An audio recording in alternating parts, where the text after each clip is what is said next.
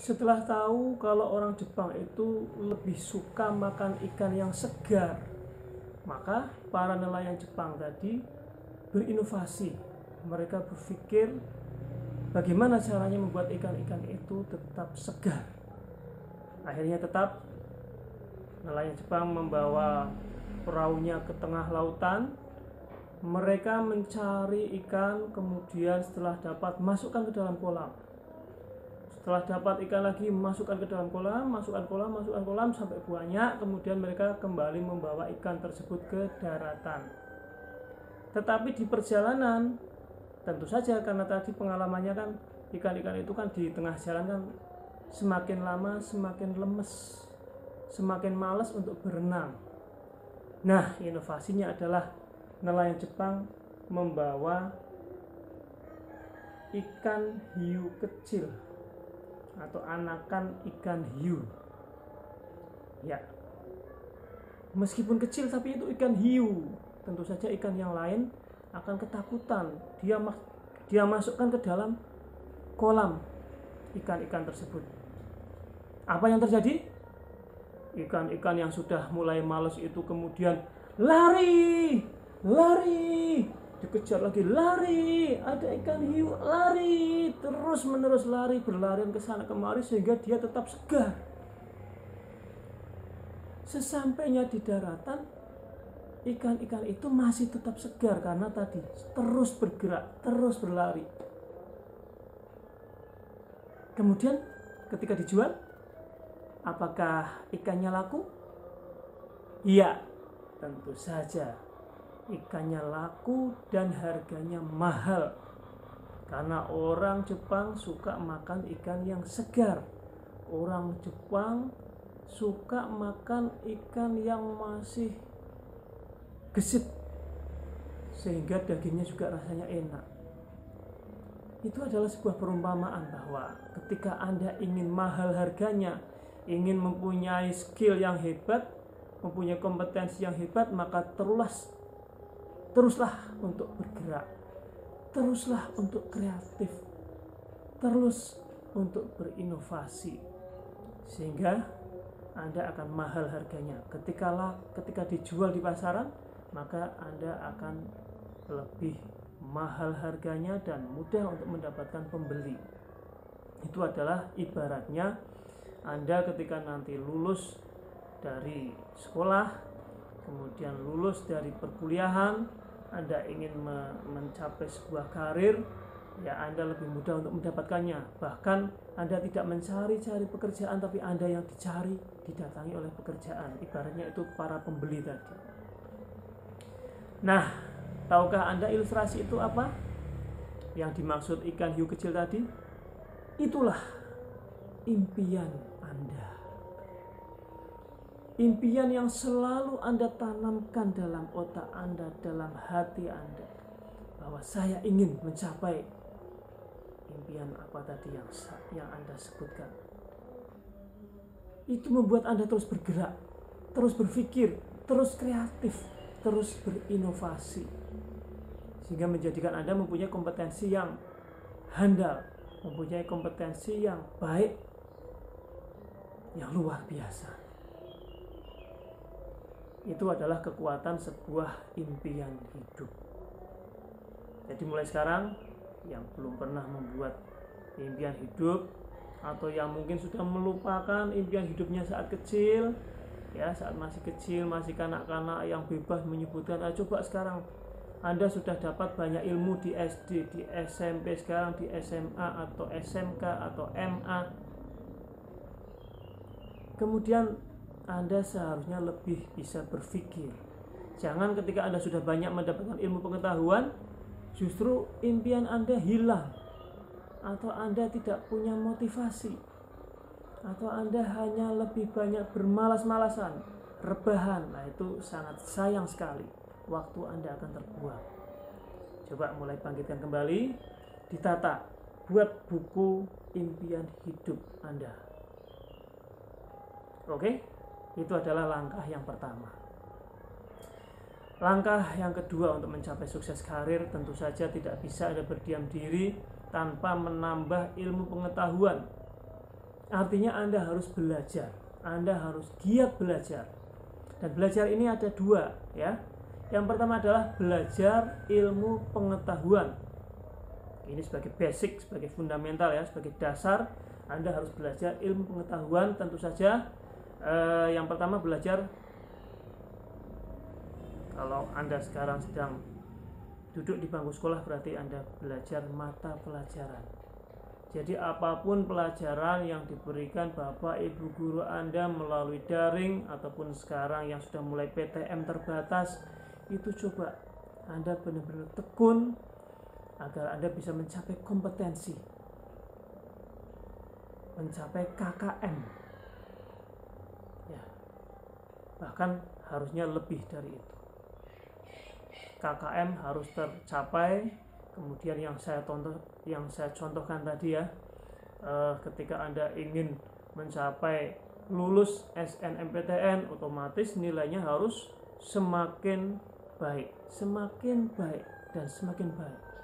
Itu dinamis, tidak statis atau malah bahkan merosot. Nah, itu kan kurang baik, ya.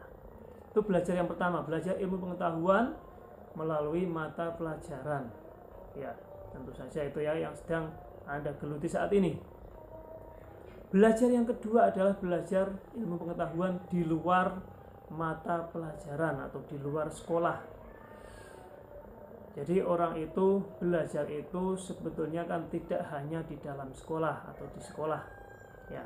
Di luar sekolah pun, di luar mata pelajaran pun Anda harus tetap belajar. Banyak orang-orang yang sukses, nah ini, ya, fakta, ya, ternyata mereka itu pendidikannya terkadang tidak mencapai pendidikan tinggi. Bahkan ada yang hanya sampai SD lulus sukses, ada yang sampai SMP saja lulus sukses. Itu banyak. Mereka belajar di luar sekolah, mereka belajar kehidupan, ya. Saya beri contoh. Ada baru-baru ini saya dengar informasi dari sebuah podcast, ya, namanya belum terkenal, namanya Zubaidi. Itu orang Pamekasan, Madura. Itu dia itu tadinya TKI, kemudian singkatnya dia sekarang sudah mendirikan usahanya di bidang minimarket, ya. Tapi dia gagal itu sampai 47 kali. Dan dia katakan bahwa kegagalan itu adalah sebuah proses dia belajar mencapai sukses. Tentu saja karirnya di bidang wirausaha, di bidang entrepreneurship, ya. Dia tidak lagi berpikir bekerja, tapi membuka lapangan pekerjaan untuk banyak orang. Bayangkan, 47 kali gagal. Dia katakan itu adalah proses belajar. Gagal satu, itu belajar lagi, gagal dua, ketiga, keempat, dan seterusnya sampai 47 kali. Akhirnya sekarang sudah sukses. Jadi nanti kalau ada di kota Anda misalkan sudah berdiri minimarket dengan nama yang lain, ya, selain E-Mart atau A-Mart, nah itu akan ada lagi S-Mart. Nah, itu milik Zubaidi tadi, tidak saya sebutkan, ya. Jadi itu salah satu contohnya. Itu baru lulus SD, itu artinya dia hanya lulusan SD, sekarang masih mencoba untuk pendidikan penyetaraan, ya, katanya begitu. Itu contoh yang pertama. Ada contoh yang ini pasti semua orang kenal karena dia adalah YouTuber kelasnya sudah terbesar, ya, di Indonesia. Siapa dia? Dia adalah Atta Halilintar. Saya ambilkan contoh Atta Halilintar karena dia ternyata hanya lulus SMP. Bayangkan, lulus SMP berarti pendidikannya kan di bawah Anda, ya. Tapi karena tadi dia belajar tentang kehidupan ini, belajar tentang bagaimana caranya mencapai impiannya, ya, dia ingin menjadi seorang YouTuber. Awalnya malah tidak. Jadi orang belajar itu kan belum tentu dia itu ingin jadi YouTuber, tapi ketika ada prospek, ketika ada sebuah peluang, maka dia akan ambil itu. Awalnya dia hanya membuat video-video untuk menawarkan dagangan, menawarkan produk di channel YouTube-nya itu. Tapi sekarang subscribernya berapa?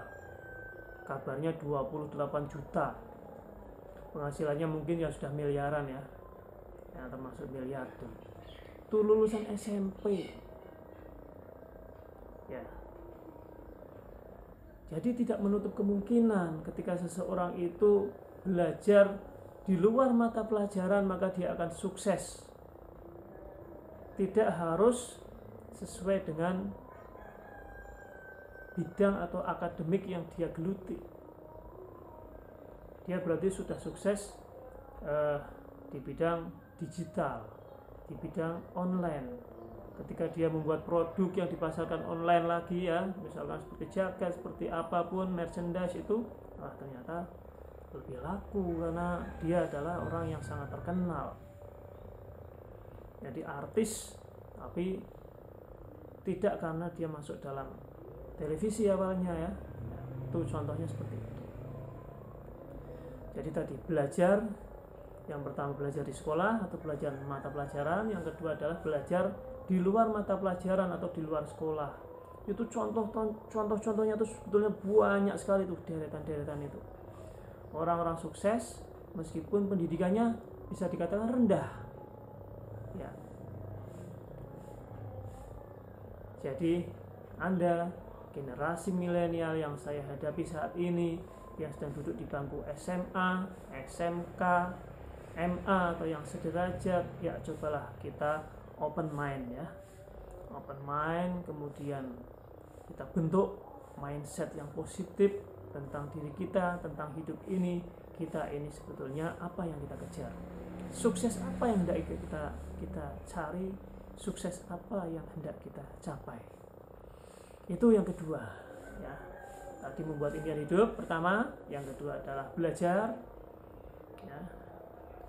Sekarang yang ketiga, seseorang yang ingin mencapai sukses karir, maka dia harus membangun sebuah skill kolaborasi. Tidak bisa kita berpikir saya akan belajar mati-matian mencapai nilai yang tertinggi, mencapai nilai yang sempurna untuk mencapai sukses sendiri. Sekarang sudah bukan zamannya. Tapi skill kolaborasi, skill keterampilan untuk bekerja sama dengan sesama, dengan teman, dengan sahabat, dengan orang lain. Bahkan ketika melihat orang yang lebih pandai dari kita melihat itu aset. Bisa saya jadikan mitra untuk mencapai tujuan tertentu. Bukan kompetitor, ya. Kita coba mindset kita rubah. Ketika ada anak pandai, dia kemudian kuliah di perguruan tinggi yang favorit, jurusan yang favorit, ya. Bisa jadi kelak di kemudian hari kita bisa bermitra dengan teman kita tersebut, ya, teman Anda tersebut, mendirikan sebuah perusahaan, ya. Itu adalah skill kolaborasi yang singkat saja, yang sederhana saja. Saya contohkan ketika Anda pada suatu ketika saya beri tugas untuk membuat sebuah video pendek atau film pendek ya. Pernah saya tugaskan soalnya ya, pada suatu kesempatan siswa bimbingan saya, siswa asuh saya itu saya beri tugas untuk membuat video. Tentu saja di situ kemampuannya dalam satu kelompok itu kan berbeda-beda, ya. Dan itu disatukan, dipadukan menjadi sebuah karya inovatif. Mungkin ada yang sebetulnya dia bakat acting, ya. Di situ dia sebagai artisnya ya. Kemudian ada yang bakatnya itu fotografi atau mungkin shoot video ya. Kalau dia ngambil gambar kok bagus, berarti mungkin dia bakatnya di situ. Ada lagi yang kemampuan komunikasinya baik, ya. Di situ semua berkolaborasi. Kemudian setelah diambil tadi gambar ya, videonya sudah diambil, kemudian harus disatukan, kemudian harus diedit. Ada salah satu anggota kelompok mungkin yang dia pandai mengedit video, membuat desain, ya desain grafisnya, membuat thumbnail ya.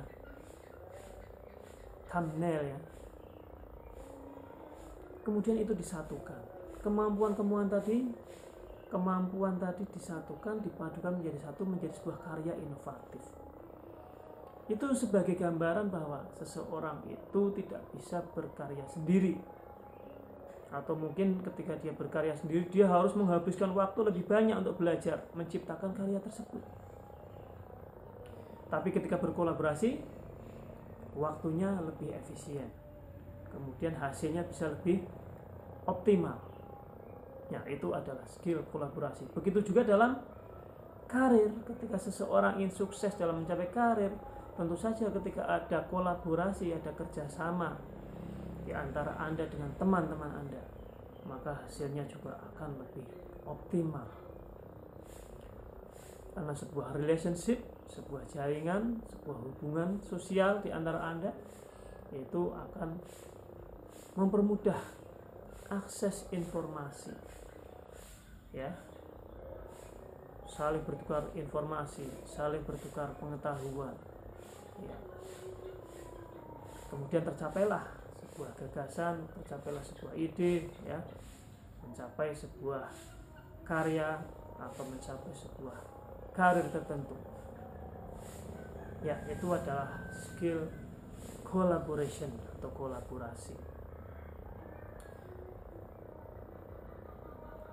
Dan untuk langkah berikutnya, tentu saja jangan melupakan, ini sebagai pelajar Pancasila, jangan melupakan imtak, ya, keimanan dan ketakwaan kepada Allah Subhanahu wa Ta'ala. Jadi segala upaya, segala usaha, ikhtiar yang Anda lakukan tentu saja harus didukung dengan ibadah, dengan doa, ya. Tentu saja itu tidak bisa kita lupakan, karena sejatinya, hakikatnya yang memberikan kesuksesan untuk kita, untuk Anda semua, itu adalah Allah yang Maha Kuasa. Jadi ketika seseorang ingin mencapai sukses karir, maka semua unsur, semua kemampuan yang ada dalam dirinya, semua bekal yang sudah diberikan Allah ke dalam dirinya, ya, kecerdasan intelektualnya, kecerdasan sosialnya tadi, kecerdasan emosional, kemudian kecerdasan spiritual, semua harus bersinergi, maka kita akan mencapai sukses yang luar biasa. Tentu saja selain itu semua, kita tidak bisa kemudian hanya berdoa sendiri, karena kita juga punya orang tua, ya. Anda punya orang tua, Anda punya guru, ya. Itu masuk dalam langkah yang kelima atau kiat sukses yang kelima adalah memohon doa, memohon keridhaan dari kedua orang tua Anda, guru-guru Anda. Tentu saja semua itu bisa Anda wujudkan dengan keterampilan sopan santun, keterampilan tata krama yang Anda tunjukkan kepada para orang tua, kemudian para guru, ya, termasuk dalam PJJ. Nah, ini ya, keaktifan Anda mengikuti PJJ, kepatuhan Anda mengikuti PJJ, itu tentu saja akan mendapatkan balasan, ya. Guru akan lebih ridho, akan lebih ikhlas, dan tentu saja akan mendoakan Anda semua, ya, jadi itu beberapa langkah, beberapa skill yang tentu saja masih ada banyak cara, banyak kiat untuk mencapai sukses karir di masa depan. Tapi pada kesempatan kali ini, kesempatan PJJ kali ini, itu sedikit yang dapat saya sampaikan. Semoga dapat bermanfaat, dan saya doakan selalu semoga semua sobat BK yang saya hadapi, yang selalu mengikuti materi-materi bimbingan konseling ini, ya mendapatkan keberkahan yang besar, ya mendapatkan rezeki yang mudah, dan semuanya diridhoi Allah untuk mencapai sukses karir di masa depan. Saya tutup semuanya dengan bacaan sholawat. Allahumma sholli ala sayyidina Muhammadin nabiyil ummi al habibil alil qabil abimil jah wa ala alihi wa sahbihi wa barik wasallim. Assalamualaikum warahmatullahi wabarakatuh.